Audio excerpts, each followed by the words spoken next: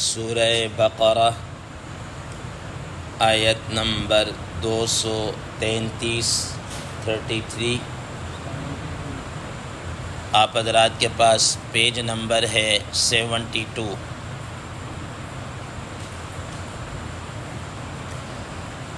اعوذ باللہ من الشیطان الرجیم بسم اللہ الرحمن الرحیم والوالدات يرضعن أولادهن حولين كاملين لمن أراد أن يتم الرضاعة وعلى المولود له رزقهن وكسوتهن بالمعروف لا تكلف نفس إلا وسعها لا تضار والدة بولدها ولا مولود له بولده وعلى الوارث مثل ذلك فإن أرادا فصالا عن تراض منهما وتشاور فلا جناح عليهما وإن أردتم أن تسترضعوا أولادكم فلا جناح عليكم إذا سلمتم ما آتيتم بالمعروف واتقوا الله واعلموا أن الله بما تعملون بصير صدق الله العظيم اللهم صل على محمد النبي الأمي وعلى آله وسلم تسليما كثيرا كثيرا۔ محترم سامعین کرام، اس آیت مبارکہ کا ترجمہ، چونکہ یہ آیت بڑی ہے تو آج انشاءاللہ العزیز اس کا ترجمہ کیا جائے گا، ما بقیہ کل انشاءاللہ العزیز دیکھیں گے۔ فرماتے ہیں والوالدات یرضعن اولادہن، اور مائیں اپنے بچوں کو دودھ پلائیں، حولین کاملین، مکمل 2 سال، لمن اراد ان یتم الرضاعہ، اس شخص کے لیے جو ارادہ کرے رضاعت کی مدت کو پورا کرنے کا، وعلی المولود لہ رزقہن وکسوتہن بالمعروف، اور اس بچے کے باپ پر ہے ان عورتوں کا، ان ماؤں کا کھانا پینا اور کپڑا قاعدے اور دستور کے مطابق۔ لا تکلف نفس الا وسعها، کسی شخص کو اس کی وسعت اور برداشت سے زیادہ مکلف نہیں بنایا جائے گا، حکم نہیں دیا جائے گا۔ لا تضار والدة بولدها، نہیں نقصان پہنچایا جائے گا کسی بھی ماں کو اس کے بچے کی وجہ سے، ولا مولود له بولدہ، اور نہ ہی کسی باپ کو نقصان پہنچایا جائے گا یا تکلیف دی جائے گی اس کے بچے کی وجہ سے۔ ما بقیہ انشاءاللہ العزیز کل دیکھا جائے گا۔ محترم سامعین کرام، ما قبل کی آیات میں اللہ تبارک و تعالی طلاق سے متعلق گفتگو فرما رہے تھے، اور کل کے درس کے اندر بھی اسی طلاق سے ہی متعلق ایک مسئلہ بیان کیا کہ اگر کسی عورت کو طلاق رجعی دی گئی ہو، 1 ہو یا 2 ہو، ٹھیک نا، کیونکہ 3 کے بعد تو بات ہی ختم ہو جاتی ہے، وہ مسئلہ کی کوئی اور نوعیت بن جاتی ہے جو کہ اس سے پہلے والی آیت میں بیان کر دیا گیا ہے۔ یہاں پر تو وہ ہے کہ 1 طلاق دے دی یا 2، اور وہ ہوں بھی طلاق رجعی، طلاق رجعی کے اندر خامند رجوع کر سکتا ہے۔ تو اب یہ کہا کہ اگر وہ عورتیں کہیں اور نکاح کرنا چاہیں عدت گزارنے کے بعد تو تم ان کے نکاح کرنے میں رکاوٹ نہ ڈالو، اور اگر پہلا خامند ندامت اور پشیمان یا شرمندہ ہو کر وہ بھی اس بات کا اظہار کر دے کہ مجھ سے غلطی ہو گئی، میں ہی اس کو دوبارہ اپنانا چاہتا ہوں، تو لڑکی کے جو ورثاء ہیں ان کو بھی چاہیے کہ وہ اس کے ساتھ نکاح کرنے کے اندر بھی کسی قسم کی کوئی رکاوٹ نہ ڈالے، جیسا کہ حدیث مبارکہ میں حضرت معقل بن یسار رضی اللہ تعالیٰ عنہ کا واقعہ ہے کہ جب انہوں نے اس طرح کی قسم اٹھائی کہ میں نہیں کرنے دوں گا، تو نبی صلی اللہ علیہ وسلم یہ قرآن مجید کی آیت نازل ہوئی تو آپ صلی اللہ علیہ وسلم نے پڑھ کر سنائی، تو انہوں نے فی الفور کہا کہ میں اپنے رب کی اس بات کے اوپر میں نے سن لیا اور میں اسی کے اوپر کیا عمل کروں گا۔ چنانچہ انہوں نے اپنی ہمشیرہ کا خود جا کر پھر کیا دوبارہ نکاح پڑھا اور قسم کا کفارہ دیا۔ تو اب اسی ضمن کے اندر ظاہر ہے کہ طلاق وغیرہ ہو جاتی ہے تو عورت ہے، اس کے اگر بچے وغیرہ ہیں تو ان کا کیا بنے گا؟ بچے وغیرہ چھوٹے ہیں تو ان کا کیا بنے گا؟ یا عام روٹین کے اندر ایک میاں بیوی آپس میں رہ رہے ہیں، اولاد ہو جاتی ہے، اولاد ہونے کے بعد اب اس کے پرورش کا یعنی کہ اس کو دودھ پلانے کا مسئلہ ہے، تو وہ کون پلائے گا؟ ٹھیک، اور دودھ پلانے کے اوپر پھر کیا کوئی اجرت وغیرہ مقرر کی جا سکتی ہے یا نہیں کی جا سکتی؟ اس کے متعلق آج کے اس زیر 10 آیت مبارکہ کے اندر گفتگو کی جا رہی ہے۔ محترم سامعین کرام، سب سے پہلے بات تو یہ رکھیں کہ مدت رضاعت یعنی دودھ پلانے کی جو مدت ہے، قرآن مجید کی اس آیت مبارکہ کے اندر 2 سال مقرر کی گئی ہے، اور اسی وجہ سے بعض فقہائے کرام رحمہ اللہ نے اسی کو اختیار کیا ہے، اور بعض حضرات فقہائے کرام رحمہ اللہ نے 26واں پارہ سورہ احقاف کی ایک آیت مبارکہ ہے، اس سے استدلال کرتے ہوئے مدت رضاعت کو 2.5 سال بیان کیا، چونکہ وہاں پر اللہ تبارک و تعالی نے فرمایا وَحَمْلُهُ وَفِصَالُهُ 30 شهرا، 30 ماہ کو بیان کیا ہے، یہ 30 ماہ 2.5 سال بنتے ہیں۔ تو اب بعض فقہائے کرام رحمہ اللہ نے اس کو لیا ہے کہ زیادہ سے زیادہ مدت 2.5 سال ہو سکتی ہے۔ اب اس بارے میں حضرات مفسرین فقہائے کرام محدثین کرام رحمہ اللہ فرماتے ہیں کہ 2 سال تک پلانا چاہیے،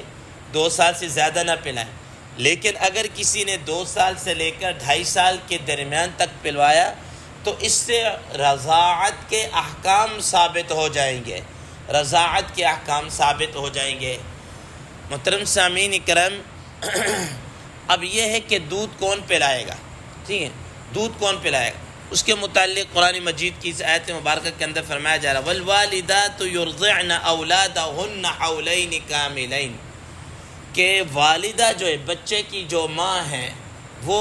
اپنی اولاد کو، اپنے بچوں کو خود 2 سال تک کیا ہے دودھ پلائے گی۔ محترم سامعین کرام، قرآن مجید کی اس آیت کے مبارکہ کو سامنے رکھتے ہوئے حضرات مفسرین فقہائے کرام نے جو مسائل کا استخراج کیا ہے وہ یہ فرماتے ہیں کہ بچے کو دودھ پلانے کا سب سے پہلا حق اس کی ماں کا ہے، اس کی ماں کا حق ہے، اور اس ماں کا چونکہ نان نفقہ، کھانا پینا اور رہائش، کپڑے اور دیگر جو اس کی ضروریات ہیں وہ باپ کے ذمے ہیں، وہ باپ کے ذمے ہیں۔ لیکن یہ جو عورت کھانا شانا یہ دودھ جو پلا رہی ہے، یہ الگ سے اپنے خامن سے دودھ پلانے کی اجرت کا مطالبہ نہیں کر سکتی، اجرت کا مطالبہ نہیں کر سکتی، یہ اس کا حق ہے، اس کی ذمہ داری ہے کہ وہ اپنے بچے کو کیا کرے، دودھ پلائے، خود دودھ پلائے، اور اس میں کسی قسم کا وہ نہیں کر سکتی، مطالبہ نہیں کر سکتی۔